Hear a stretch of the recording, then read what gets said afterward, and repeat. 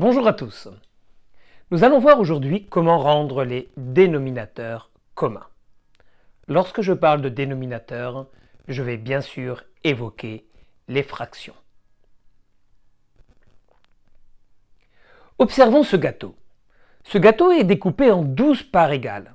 C'est le dénominateur. La partie rouge correspond à 4/12 du gâteau.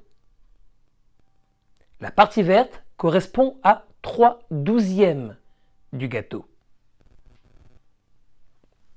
La partie violette correspond à 5/12 de ce gâteau.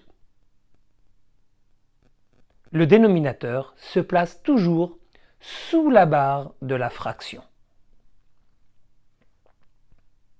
Je peux donc écrire 4/12 partie rouge plus 3/12 partie verte plus 5/12 partie violette égale 12/12.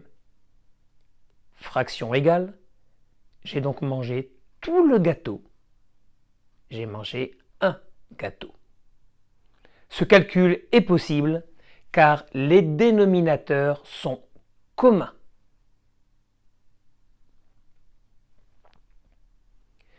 Voici donc une autre écriture mathématique. 4/12 plus 1/3 plus 3/6.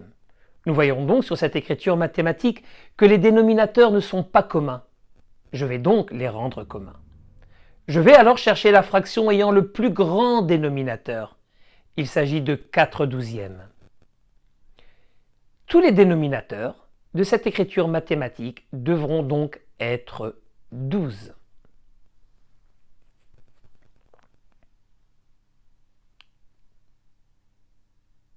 « 4/12 plus,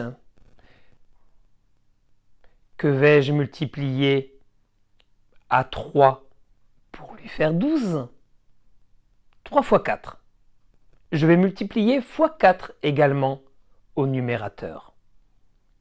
Tout ceci me fait retrouver ma fraction égale à 1, 4/4. Plus 3/6, que vais-je multiplier à 6 pour lui faire 12 ? Fois 2. Je vais donc multiplier également par 2 au numérateur. Je retrouve aussi ma fraction égale à 1, 2/2. Je calcule maintenant ces fractions. 4/12 plus 4/12 plus 6/12. Mes dénominateurs sont maintenant communs puisque j'ai 12 à chaque fois. Je calcule 4 plus 4 plus 6 égale 14/12.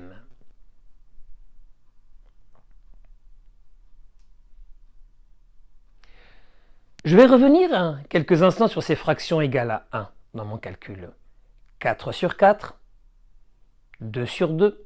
Je rappelle qu'une fraction égale à 1, c'est lorsque le numérateur et le dénominateur sont les mêmes. Et lorsque je multiplie un nombre par 1, ce nombre restera le même. Multiplier un nombre par 1 ne change pas le résultat.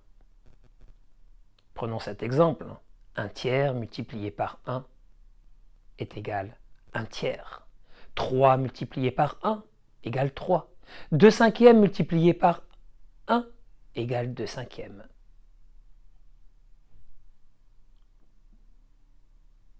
Voilà, j'espère que tu as compris comment rendre des dénominateurs communs. Mais surtout, n'oublie pas que c'est en étant heureux qu'on apprend le mieux. Tu peux repasser en boucle cette petite vidéo tant que tu n'as pas compris comment il faut rendre les dénominateurs communs. Allez, à bientôt!